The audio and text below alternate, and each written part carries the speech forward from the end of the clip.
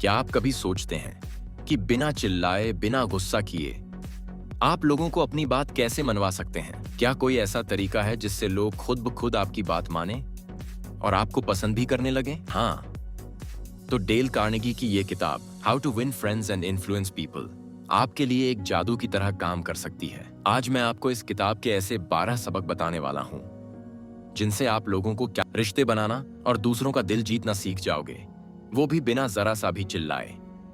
तो बने रहिए, क्योंकि जो आप अभी सुनने जा रहे हैं वो आपकी सोच ही नहीं, आपकी पूरी पर्सनैलिटी बदल सकता है। तो नमस्ते दोस्तों, स्वागत है आपका एक नई पॉडकास्ट में। हम अक्सर सोचते हैं कि लोगों को बदलने के लिए हमें शक्ति या अधिकार की आवश्यकता होती है, लेकिन कार्नेगी हमें सिखाते हैं कि सच्चा प्रभाव ताकत से नहीं, बल्कि समझ, सहानुभूति और सम्मान से आता है। आज हम विशेष रूप से इस बात पर ध्यान केंद्रित करेंगे कि कैसे हम लोगों के व्यवहार और रवैये में सकारात्मक बदलाव ला सकते हैं, बिना उन्हें अपमानित किए या उनके आत्मसम्मान को ठेस पहुंचाए। यह एक ऐसी कला है जिसे महारत हासिल करने में भले ही समय लगे, लेकिन इसके परिणाम आपके जीवन के हर पहलू को छू लेंगे। चलिए शुरुआत करते हैं, बिना ठेस पहुंचाए लोगों को कैसे बदला जाए के पहले सिद्धांत से। पहला अध्याय, गलतियों का पता कैसे लगाएं। अक्सर जब हमें किसी की गलती दिखती है तो हमारी पहली प्रतिक्रिया उसे तुरंत इंगित करने की होती है, लेकिन सोचिए, जब कोई आपकी गलती बताता है तो आपको कैसा महसूस होता है? शायद थोड़ा अपमानित, थोड़ा रक्षात्मक। यही भावना दूसरे व्यक्ति में भी आती है। तो कार्नेगी हमें क्या सिखाते हैं? वह कहते हैं कि गलतियों का पता लगाना सीधे आरोप लगाने से कहीं अधिक सूक्ष्म है। यह विश्लेषण करने का एक तरीका है कि क्या गलत हुआ, लेकिन बिना किसी को अपराधी ठहराए। कल्पना कीजिए कि आप एक टीम लीडर हैं और आपके एक सहकर्मी ने एक प्रोजेक्ट में गलती कर दी है। आप सीधे उस पर चिल्ला सकते हैं या उसे सबके सामने नीचा दिखा सकते हैं, लेकिन इससे क्या होगा? वह सहकर्मी या तो रक्षात्मक हो जाएगा या वह अपमानित महसूस करेगा और शायद भविष्य में अपनी गलतियों को छिपाने की कोशिश करेगा। इसके बजाय एक प्रभावी तरीका यह है कि आप स्थिति को वस्तुनिष्ठ रूप से देखें। गलती कहां हुई? क्या यह जानकारी की कमी के कारण था? क्या दबाव बहुत ज्यादा था? क्या उसे पर्याप्त संसाधन नहीं मिले? जब आप इन सवालों के जवाब खोजते हैं तो आप गलती के मूल कारण तक पहुंचते हैं, न कि केवल उसके लक्षण तक। उदाहरण के लिए, मान लीजिए एक विक्रेता अपने लक्ष्य को प्राप्त नहीं कर पा रहा है। उसकी गलती सिर्फ कम बिक्री नहीं है, उसकी गलती के पीछे कई कारण हो सकते हैं। क्या उसे सही प्रशिक्षण नहीं मिला? क्या उसे सही लीड्स नहीं मिल रही हैं? क्या वह व्यक्तिगत समस्याओं से जूझ रहा है? जब आप इन कारणों को समझते हैं तो आप उसे सीधे दोषी ठहराने के बजाय उसे सुधारने के लिए एक योजना बना सकते हैं। यह दृष्टिकोण न केवल समस्या का समाधान करता है, बल्कि व्यक्ति को भी सशक्त महसूस कराता है कि आप उसकी समस्या को समझने में रुचि रखते हैं। यह एक जासूस बनने जैसा है, लेकिन एक सहानुभूतिपूर्ण जासूस जो सच्चाई का पता लगाता है ताकि समस्या को हल किया जा सके, न कि किसी को दंडित किया जा सके। दूसरा अध्याय, मरीज को बचाने के लिए आलोचना करें। यह शीर्षक अपने आप में बहुत कुछ कहता है। जब एक डॉक्टर अपने मरीज को ठीक करने के लिए कड़वी दवा देता है या सर्जरी करता है तो उसका उद्देश्य मरीज को पीड़ा देना नहीं, बल्कि उसे ठीक करना होता है। हमारी आलोचना भी ठीक इसी तरह की होनी चाहिए, रचनात्मक, सहानुभूतिपूर्ण और व्यक्ति के सर्वोत्तम हित में। हम अक्सर आलोचना को एक हथियार के रूप में इस्तेमाल करते हैं, जिससे सामने वाले को चोट पहुंचती है, लेकिन कार्नेगी हमें सिखाते हैं कि आलोचना को एक उपकरण के रूप में इस्तेमाल किया जाना चाहिए जो व्यक्ति को बेहतर बनने में मदद करे। इसका मतलब है कि आलोचना करते समय हमें शब्दों का बहुत सावधानी से चुनाव करना चाहिए। तुमने यह काम पूरी तरह से बिगाड़ दिया कहने के बजाय आप कह सकते हैं, मुझे लगता है कि इस काम को और बेहतर बनाने के लिए हम कुछ और कदम उठा सकते हैं, या यह काम अच्छा है, लेकिन अगर हम इस पहलू पर ध्यान दें तो यह उत्कृष्ट हो सकता है। यह दृष्टिकोण व्यक्ति के आत्मविश्वास को बनाए रखता है और उसे सुधार के लिए प्रेरित करता है। एक और महत्वपूर्ण बात यह है कि आलोचना हमेशा निजी तौर पर की जानी चाहिए। सार्वजनिक रूप से किसी की आलोचना करना उसके आत्मसम्मान को बुरी तरह ठेस पहुंचाता है और उसे रक्षात्मक बना देता है। जब आप अकेले में बात करते हैं तो व्यक्ति अधिक ग्रहणशील होता है। और अपनी गलतियों को स्वीकार करने की संभावना अधिक होती है।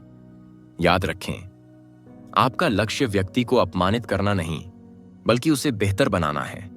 यह एक कोच की तरह है जो अपने खिलाड़ी की गलतियों को इंगित करता है, लेकिन हमेशा उसे प्रेरित करता है और उसकी क्षमता पर विश्वास दिखाता है। तीसरा अध्याय, दूसरों की गलतियों से पहले अपनी गलतियां बताएं। यह एक शक्तिशाली मनोवैज्ञानिक रणनीति है। जब आप अपनी खुद की गलतियों को स्वीकार करते हैं तो आप सामने वाले को यह संदेश देते हैं कि आप भी इंसान हैं और गलतियां सबसे होती हैं। यह एक तत्काल संबंध बनाता है और सामने वाले को रक्षात्मक होने से रोकता है। कोई भी व्यक्ति यह पसंद नहीं करता कि उसे उपदेश दिया जाए, खासकर जब उपदेश देने वाला खुद को त्रुटिहीन दिखाता हो। कल्पना कीजिए कि आप अपने बेटे को उसके कम अंकों के बारे में बताना चाहते हैं। यदि आप सीधे उसे डांटना शुरू करते हैं तो वह शायद तुरंत रक्षात्मक हो जाएगा। लेकिन अगर आप कहते हैं, देखो बेटा, मुझे याद है जब मैं तुम्हारी उम्र का था तो मुझे गणित में बहुत दिक्कत आती थी, मुझसे भी बहुत गलतियां होती थीं, लेकिन मैंने धीरे धीरे सीखा। इस तरह आप एक पुल बनाते हैं, आप अपनी भेद्यता दिखाते हैं और इससे आपका बेटा यह महसूस करता है कि आप उसकी समस्या को समझते हैं। जब आप अपनी गलतियों को साझा करते हैं तो आप सामने वाले के लिए अपनी गलतियों को स्वीकार करने का मार्ग प्रशस्त करते हैं। यह एक सुरक्षित और भरोसेमंद वातावरण बनाता है जहां लोग बिना डर के अपनी कमियों को स्वीकार कर सकते हैं। यह एक दोस्त बनने जैसा है जो आपकी गलतियों को स्वीकार करता है और बदले में आप भी उसकी गलतियों को स्वीकार करने में सहज महसूस करते हैं। चौथा अध्याय, किसी पर हुक्म चलाने से बचें। कोई भी व्यक्ति यह पसंद नहीं करता कि उस पर हुक्म चलाया जाए।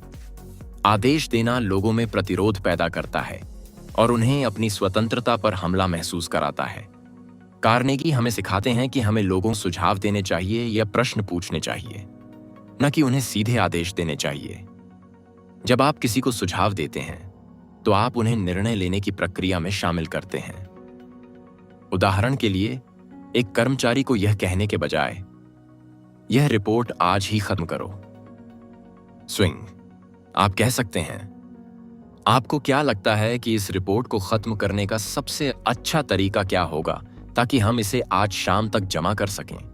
या क्या आपको लगता है कि इस रिपोर्ट को आज खत्म करना संभव होगा? इस तरह के प्रश्न सामने वाले को सोचने और समाधान खोजने के लिए प्रेरित करते हैं। जब लोग खुद को निर्णय का हिस्सा महसूस करते हैं तो वे उस निर्णय को अधिक आसानी से स्वीकार करते हैं और उसे पूरा करने के लिए अधिक प्रतिबद्ध होते हैं। यह उन्हें सशक्त महसूस कराता है और उन्हें अपने काम के लिए अधिक जिम्मेदारी लेने के लिए प्रेरित करता है। यह एक नेता की तरह है जो टीम को दिशा देता है, लेकिन उन्हें अपने रास्ते खुद खोजने की स्वतंत्रता भी देता है। पांचवां अध्याय, सामने वाले को सम्मान बचाने का अवसर दें। यह मानवीय गरिमा का एक महत्वपूर्ण पहलू है। जब कोई गलती करता है तो उसे सार्वजनिक रूप से शर्मिंदा करना या उसकी प्रतिष्ठा को नुकसान पहुंचाना उसके मनोबल को पूरी तरह से तोड़ सकता है। कार्नेगी कहते हैं कि हमें हमेशा सामने वाले को सम्मान के साथ अपनी गलती सुधारने का अवसर देना चाहिए। इसका मतलब है कि यदि संभव हो तो गलतियों को निजी तौर पर संबोधित करें, उसे अपनी गलती को सुधारने या उससे सीखने का मौका दें, बिना उसे शर्मिंदा किए। कल्पना कीजिए, एक सार्वजनिक बैठक में किसी ने एक तथ्यात्मक त्रुटि कर दी है। आप उसे सबके सामने तुरंत सही कर सकते हैं, जिससे उसे बहुत शर्मिंदगी होगी। या आप बैठक के बाद निजी तौर पर उससे बात कर सकते हैं और उसे बता सकते हैं कि क्या गलत हुआ और इसे कैसे ठीक किया जा सकता है। जिम्मेदारी दें, लेकिन उसे यह भी महसूस कराएं कि आप उसके साथ हैं और उसे समर्थन देंगे। जब लोग जानते हैं कि वे बिना अपनी प्रतिष्ठा खोए गलतियां कर सकते हैं और उनसे सीख सकते हैं, तो वे अधिक जोखिम लेने और रचनात्मक होने के लिए तैयार होते हैं। यह एक अभिभावक की तरह है जो अपने बच्चे की गलतियों को समझते हैं, उसे सुधारने का मौका देते हैं और उसके आत्मसम्मान को बनाए रखते हैं। छठा अध्याय, सफलता हासिल करने की कारगर तकनीक। यह कोई एक जादुई फार्मूला नहीं है, बल्कि ऊपर वर्णित सिद्धांतों का एक संयोजन है। सफलता हासिल करने की कारगर तकनीक में दूसरों को समझने की क्षमता, सहानुभूति, धैर्य और सही संचार शामिल है। यह लोगों को प्रेरित करने की कला है, उन्हें मजबूर करने की नहीं। कार्नेगी के अनुसार जब हम इन सिद्धांतों को अपने व्यवहार में शामिल करते हैं तो हम लोगों को अपने साथ काम करने के लिए प्रेरित करते हैं, बजाय इसके कि वे हमारे खिलाफ हों। यह एक सहयोगात्मक वातावरण बनाता है जहां हर कोई अपने लक्ष्यों को प्राप्त करने के लिए मिलकर काम करता है। यह तकनीक व्यक्ति को सशक्त बनाती है, उसे अपनी क्षमता का एहसास कराती है और उसे अपने लक्ष्य प्राप्त करने के लिए प्रेरित करती है। जब आप लोगों को यह महसूस कराते हैं कि वे महत्वपूर्ण हैं, कि उनके विचार मूल्यवान हैं और उनकी सफलता आपकी की भी सफलता है, तो वे आपके साथ पूरी निष्ठा से जुड़ते हैं। यह एक टीम का निर्माण करने जैसा है जहां हर खिलाड़ी को लगता है कि उसकी भूमिका महत्वपूर्ण है और उसे अपनी पूरी क्षमता से खेलने के लिए प्रोत्साहित किया जाता है। 7वां अध्याय, बुरे को भी अच्छा ही नाम दें। यह एक बहुत ही शक्तिशाली मनोवैज्ञानिक सिद्धांत है। इसका मतलब यह नहीं है कि हम गलत को सही कहें, बल्कि इसका मतलब है कि हम किसी व्यक्ति की कमजोरियों या गलतियों को भी इस तरह से प्रस्तुत करें कि वह उन्हें सुधारने के लिए प्रेरित हो। डेल कार्नेगी हमें सिखाते हैं कि जब हम किसी को उसकी गलतियों के बजाय उसकी क्षमता के संदर्भ में देखते हैं तो हम उसे एक सकारात्मक दृष्टि प्रदान करते हैं।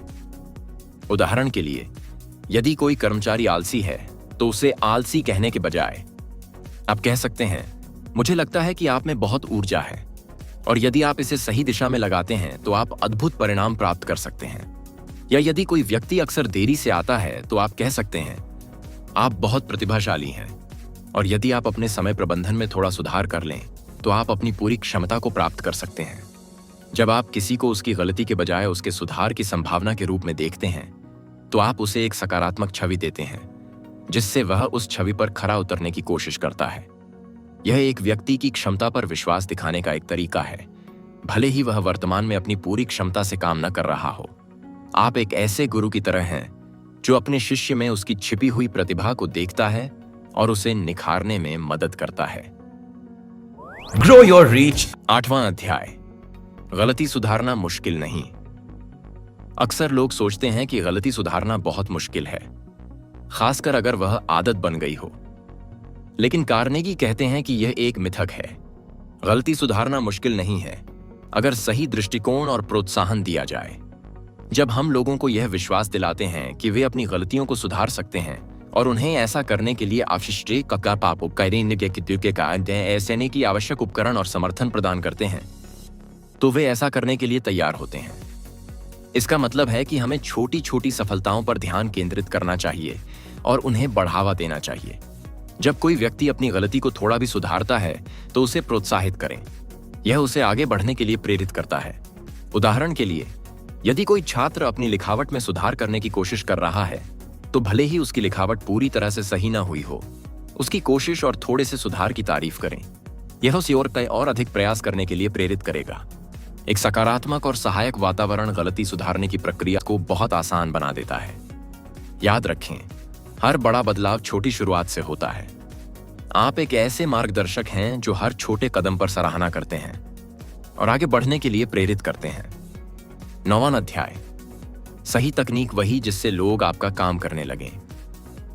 यह इन सभी सिद्धांतों का निचोड़ है। डेल कार्नेगी हमें स्पष्ट रूप से बताते हैं कि आपने चाहे जितनी भी किताबें पढ़ी हों या सिद्धांत सीखे हों, यदि आपके तरीके लोगों को आपके साथ मिलकर काम करने के लिए प्रेरित नहीं करते तो वे अप्रभावी हैं। सफलता के लिए हमें लोगों के साथ काम करना सीखना होगा, न कि उनके खिलाफ। यह लोगों की प्रेरणाओं को समझने, उनकी जरूरतों को पूरा करने और उन्हें अपने लक्ष्य प्राप्त करने में मदद करने के बारे में है, जबकि वे आपके लक्ष्यों को प्राप्त करने में मदद करते हैं। यह एक साझेदारी है। जब लोग महसूस करते हैं कि आप उनके हितों का भी ध्यान रख रहे हैं तो वे स्वाभाविक रूप से आपके साथ सहयोग करेंगे। यह लोगों को सशक्त बनाने, उन्हें जिम्मेदारी देने और उन्हें प्रेरित करने के बारे में है ताकि वे स्वेच्छा से और उत्साह से काम करें। यह एक ऐसे नेता के बारे में है जो अपने अनुयायियों को प्रेरित करता है, न कि उन्हें मजबूर करता है। वे आपके लिए इसलिए काम करते हैं क्योंकि वे चाहते हैं, न कि इसलिए कि उन्हें करना है। यही सच्ची लीडरशिप है और यही कार्नेगी के दर्शन का मूल है। अब आइए कुछ सामान्य नियमों पर गौर करें जो इन सिद्धांतों को और भी शक्तिशाली बनाते हैं, जैसा कि पीडीएफ में भी उल्लेख किया गया है। अपनी बातों को नाटकीय अंदाज में पेश करें और चमत्कारी परिणाम देखें। कभी-कभी केवल तथ्यों को प्रस्तुत करना पर्याप्त नहीं होता। हमें अपनी बात को इस तरह से प्रस्तुत करना चाहिए कि वह लोगों के दिल और दिमाग को छू जाए। कहानियों का प्रयोग करें, भावनाओं को जगाएं और अपने संदेश को यादगार बनाएं।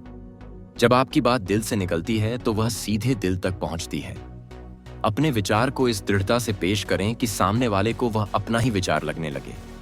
यह एक शक्तिशाली तरीका है लोगों को किसी विचार को अपनाने के लिए प्रेरित करने का। उन्हें सीधे कुछ बताने के बजाय उन्हें इस तरह से सोचने के लिए प्रेरित करें कि वे खुद उस विचार पर पहुंचें। आपको क्या लगता है कि इस समस्या को कैसे हल किया जा सकता है? जैसे प्रश्न पूछें और जब वे कोई समाधान सुझाएं तो उसे स्वीकार करें और उसे अपना बताएं।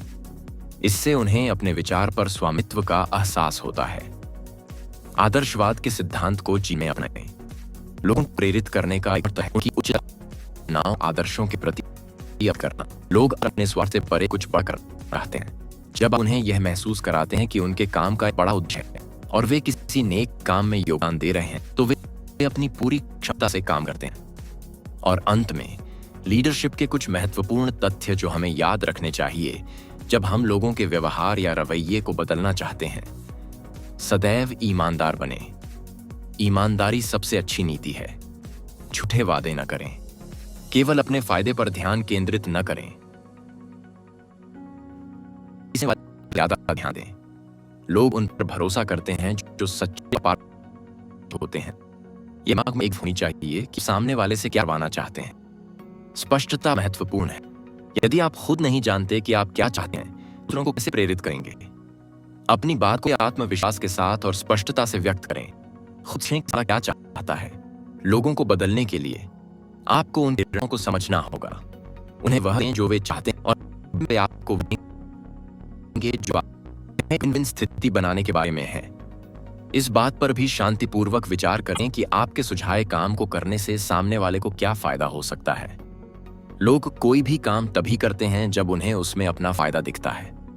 उन्हें स्पष्ट रूप से बताएं कि आपके सुझाव का पालन करने से उन्हें क्या लाभ होगा, चाहे वह व्यक्तिगत विकास हो, करियर में उन्नति हो या कोई अन्य लाभ। बाद में उन्हीं फायदों को सामने वाले की इच्छाओं के साथ जोड़ दें। जब आप सामने वाले की इच्छाओं को समझते हैं तो आप अपने अनुरोध को उनकी इच्छाओं के साथ जोड़ सकते हैं। उदाहरण के लिए, जॉन, तुम तो जानते हो कि कल हमारे खरीदार आने वाले हैं और अगर हम इस रिपोर्ट को आज खत्म कर लेते हैं तो यह तुम्हारी पदोन्नति के लिए बहुत अच्छा होगा। यह अनुरोध सामने वाले की व्यक्तिगत आकांक्षाओं से जुड़ता है। हमें इस प्रकार का संक्षिप्त सा अनुरोध करना चाहिए, जैसे, जॉन, तुम तो जानते ही हो कि कल हमारे खरीदार आने वाले हैं। इसे संक्षेप में अपने अनुरोध को सामने वाले की जरूरतों और इच्छाओं के साथ सीधे जोड़ें और इसे इस तरह से प्रस्तुत करें कि यह उनके लिए स्वाभाविक और फायदेमंद लगे। तो श्रोताओं, डेल कार्नेगी के इन सिद्धांतों को अपनाकर हम केवल लोगों को बदलने की कला नहीं सीख रहे हैं, बल्कि मानवीय संबंधों की एक गहरी समझ विकसित कर रहे हैं। यह हमें एक बेहतर नेता, एक बेहतर सहकर्मी, एक बेहतर मित्र और अंततः एक बेहतर इंसान बनाता है। यह सिर्फ दूसरों को प्रभावित करने के बारे में नहीं है, बल्कि अपने आप को बेहतर बनाने के बारे में भी है, ताकि हम एक सकारात्मक और सामंजस्यपूर्ण दुनिया का निर्माण कर सकें। यह एक ऐसी यात्रा है जिसमें धैर्य, अभ्यास और निरंतर आत्मचिंतन की आवश्यकता होती है। लेकिन जब आप इन सिद्धांतों को अपने जीवन में लागू करते हैं तो आप देखेंगे कि आपके रिश्ते मजबूत होते हैं, आपके प्रभाव का दायरा बढ़ता है और आप उन लक्ष्यों को प्राप्त करते हैं जो पहले असंभव लगते थे। याद रखें, सच्ची शक्ति दूसरों को बदलने में नहीं, बल्कि उन्हें प्रेरित करने और उन्हें अपनी पूरी क्षमता को प्राप्त करने में मदद करने में निहित है। तो आज से ही इन सिद्धांतों को अपने जीवन में उतारना शुरू करें और आप अपने चारों ओर एक अद्भुत परिवर्तन देखेंगे। अगर आपने यहां तक सुना है तो आप सच में लोगों के साथ बेहतर रिश्ता बनाना चाहते हैं और यही पहला कदम है। डेल कार्नेगी की यह बातें आज भी उतनी ही सटीक हैं जितनी पहले थीं। उम्मीद है आपने इससे कुछ सीखा हो और अब आप भी दूसरों के साथ थोड़ा और समझदारी, थोड़ा और सम्मान से पेश आएंगे। मैं फिर लौटूंगा एक और किताब के साथ। तब तक के लिए ख्याल रखिए, सीखते रहिए और अलविदा। और हाँ, इस किताब की लिंक डिस्क्रिप्शन में दी गई है, वहां से आप इसे खुद भी पढ़ सकते हैं।